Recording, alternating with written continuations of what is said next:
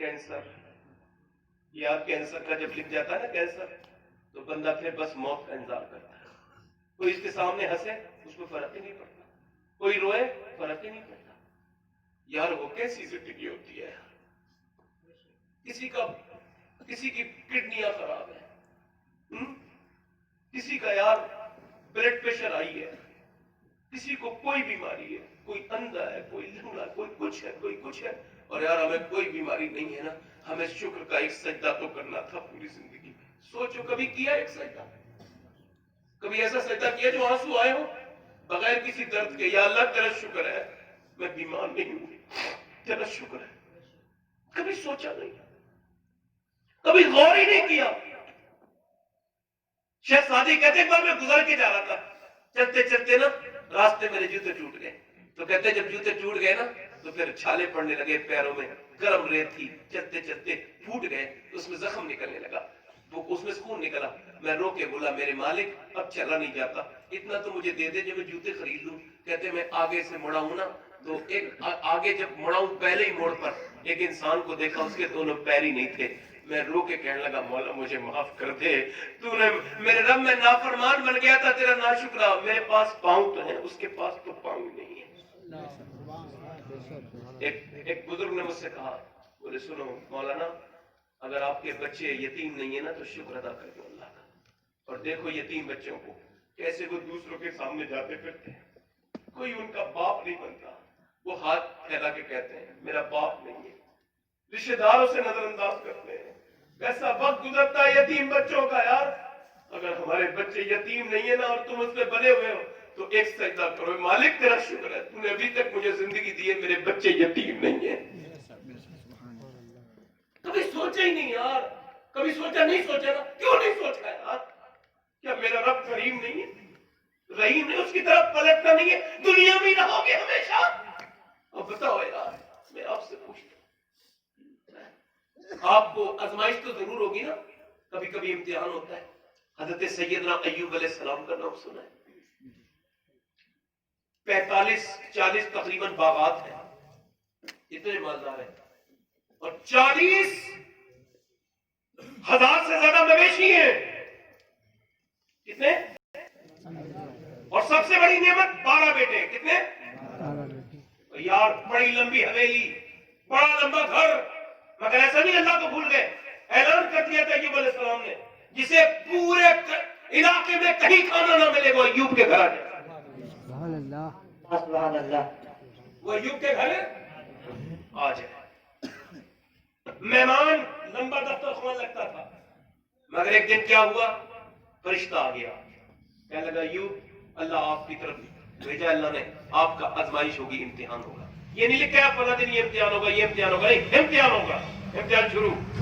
دوسرے دن تقریر کر رہے، زبردست طوفان آیا، سب کچھ لوگ ادھر ادھر ہو گئے. جب طوفان رکا تو ایک آدمی آیا، آ کے بولا حضور ایک خبر لایا ہوں. آپ نے فرمایا بولو کیا خبر ہے؟ حضور خبر یہ ہے حضور کہ اتنی خطرناک ہوا چلی ہے، ایسا طوفان آیا کہ آپ کے 40 جو باغ تھے نا وہ سب اکھڑ گئے، اس کے پیڑ برباد ہو گئے، سب بنجر زمین بن گئی، آپ کا باغ نہیں بچا. دوسرا آدمی آیا، کہنے لگا حضور ایک خبر میں بھی لایا ہوں. آپ نے فرمایا بولو کیا خبر ہے؟ یا 10 منٹ نہیں گزرے دوسرا امتحان شروع ہو گیا.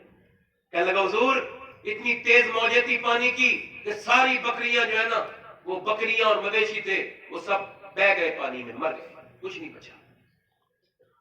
یار درد تو درد ہے نا یار، 100 روپے کھو جائے تو بندہ روتا ہے. ایوب علیہ السلام نے سب نیچے کر لیا. میں ایک سوال کرتا ہوں آپ سے، جواب بھی میں اپنے آپ کو دوں گا. باپ کا جنازہ اٹھانا آسان ہے مگر بیٹے کا مشکل ہے. بولو صحیح ہے نہیں یہ بات ہے نا؟ میں نے بیٹے کا جنازہ اٹھاتے دیکھا ہے تو 4 آدمی پکڑ رہے ہیں، چلو بیٹے کے جنازے کے ساتھ ساتھ. باپ کہتا ہے کیا چلوں، میری جوانی کی لاٹھی ٹوٹ گئی، میرے بڑھاپے کی لاٹھی ٹوٹ گئی، میرا بیٹے گیا. یار وہ قبرستان سے آنا نہیں چاہتے جس کا بیٹا ایک مرا ہو. ایوب علیہ السلام کے پاس ایک تیسرا آدمی آیا، کہنے لگا حضور آپ کے پاس ایک سوال لے کے آئے ہوں. آپ نے فرمایا بولیے.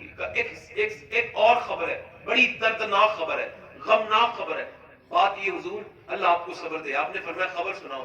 کہنے لگے وہ ایسی ہوا چلی ایسا طوفان آیا کہ آپ کے 12 بیٹے نا ایک جگہ کھانا کھانے گئے تھے دعوت میں، وہ 12 کے 12 انتقال کر گئے، چھت گر گئی۔ ایوب علیہ السلام کی آنکھوں سے پٹ پٹ آنسو گرے، اور دوپہر سے لے کے شام تک 12 قبریں بنائی، اپنے 12 بیٹوں کو دفن کیا، 12 بیٹوں۔ جب بیٹوں کو دفن نہیں کیا تھا نا تو معلوم ہے حال کیا تھا؟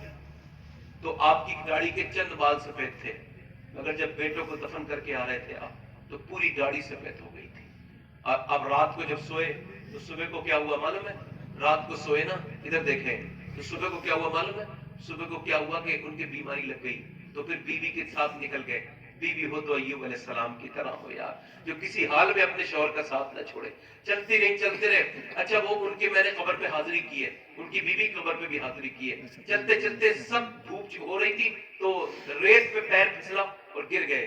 جب گرے نا ایوب تو بوڑھے ایوب نے ایسے کر کے ہاتھ اٹھا لیے، اور ہاتھ اٹھانے کے بعد کیا کہتے ہیں؟ یا اللہ مجھے تیری تقدیر پر میں راضی ہوں، مگر تجھ سے صرف ایک ہی گزارش ہے میرے رب، چاہے حالات کچھ بھی ہوں، میرے رب میں کبھی ناشکری نہ کروں تیری، میری زبان پہ ناشکری نہ آ جائے۔ آپ پہ کیا پریشانی آئی؟ ایک بار عیسیٰ علیہ السلام گزر کے جا رہے تھے، ایک آدمی کو دیکھا، کوڑی تھا، اندھا تھا، لگڑا تھا، مگر کہہ رہا تھا یا اللہ تیرا شکر ہے مجھے بڑی بیماری نہیں ہے۔ ایوب علیہ السلام، عیسیٰ علیہ السلام رک گئے، کہنے لگے تیری نظر میں کون سی بڑی بیماری ہے؟ تو اندھا کوڑی ہے لگڑا ہے، تجھے کون سی بیماری نہیں ہے؟ کہنے لگا اللہ کا شکر ہے کہ مجھے ناشکری والی بیماری نہیں ہے۔ سبحان اللہ سبحان اللہ۔ ناشکرے کو پوری دنیا مل جائے سکون نہیں ہوتا اسے، اور شکر گزار کو ذرا سا کچھ بھی مل جائے نا تو ایک دم شکر ادا کر کے دل کو ٹھنڈ بیٹھا ہوتا ہے۔ بات میری آگے بڑھ رہی ہے، آپ حضور کو جانتے ہیں، اللہ کے رسول کو؟ نہیں، میں تو بہت کم جانتا ہوں۔ اگر میں جان جاؤں نا حضور کو تو خدا کی قسم میری زندگی بدل جائے۔ بے شک حضور کو تھوڑا بہت جتنا جانا ہے نا اتنا آپ کے سامنے پیش کرتا ہوں۔ بے شک کما حق کو تو میرا رب جانتا ہے اپنے حبیب کو، اور کوئی دوسرا نہیں جانتے، کوئی دوسرا نہیں جانتے۔ میں تمہیں سناتا ہوں، سنو۔ ایک میرا